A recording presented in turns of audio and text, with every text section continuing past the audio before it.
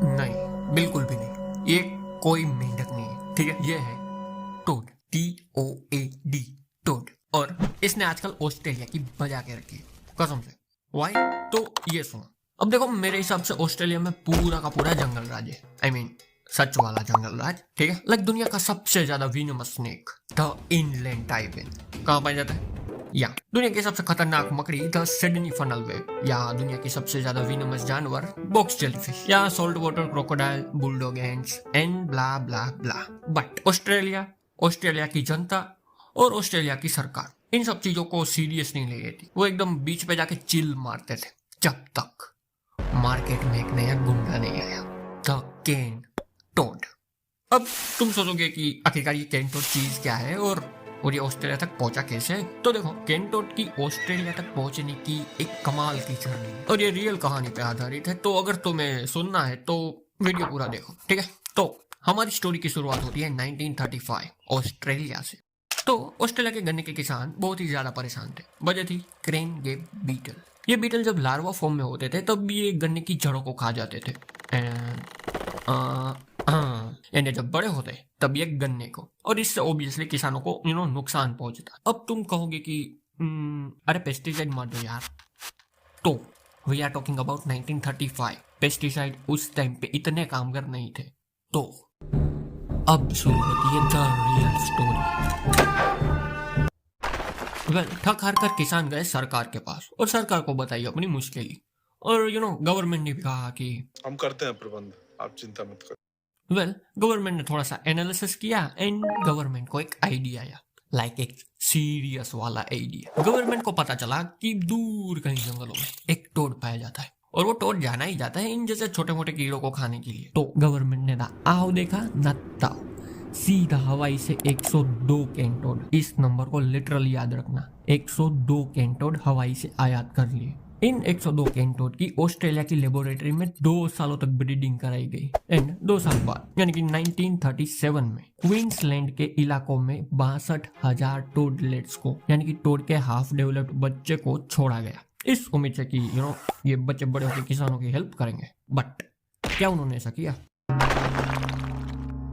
बिल्कुल नहीं, बल्कि वो तो वहां से भाग गए साले एंड भाग के दूर दूर इलाकों में फैल गए। अब देखो, दिक्कत ये नहीं थी कि वो भाग गए, बट भाग के जो उन्होंने कांड किए ना उससे प्रॉब्लम हुई। बट वो कांड सुनने से पहले तुम्हें केन टोड के बारे में कुछ फैक्ट जान लेने चाहिए, जो कि है इस प्रकार। नंबर 1, एक फीमेल केन टोड एक बार में 35,000 से ज्यादा अंडे दे देती है। तो अब तुम इसकी पॉपुलेशन का अंदाजा ही लगा सको। बस इतने याद रखो कि ये बहुत ही हॉर्नी टोड होते हैं, ठीक है। नंबर 2, केन टोड इस वक्त पूरी दुनिया का सबसे ज्यादा पॉइजनस टोड है and we are talking about toad, मेंढक के बारे में नहीं, ठीक है। इनके दोनों कंधों पे 2 बूफोटॉक्सिन पैदा करने वाली ग्रंथियां होती है जो कि सीधा दिल पे हमला करती है। नंबर 3, केन टोड ऑस्ट्रेलिया से बिलोंग नहीं करता, ये सेंट्रल एंड साउथ अमेरिका से। तो जब ये वहां से ऑस्ट्रेलिया लाया गया तब यहाँ के लोकल जानवरों ने इसे खाना समझा, just like American broad snouted caiman. But उसके पास इसका जहर का तोड़ है। But what about the Australian alligator? Well, एक रिपोर्ट के अनुसार ऑस्ट्रेलिया की विक्टोरिया नदी में 70% मीठे पानी के मगरमच्छ मारे गए और ये मरने की पैटर्न एग्जैक्ट मैच करती है केन टोड के फैलने की पैटर्न से। और यही नहीं, ऑस्ट्रेलिया की कई सारी स्पीसीज आज खतरे में है just because of this toad.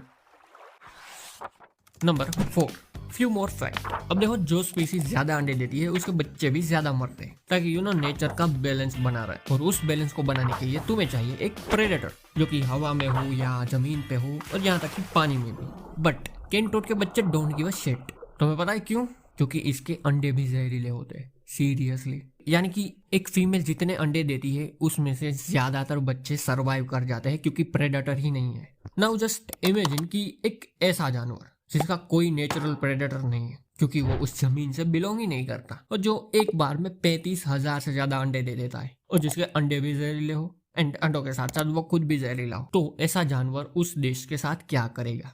Well, मेरे हिसाब से वही करेगा जो केन टोड ने ऑस्ट्रेलिया के साथ किया। ये फैल गए हर जगह।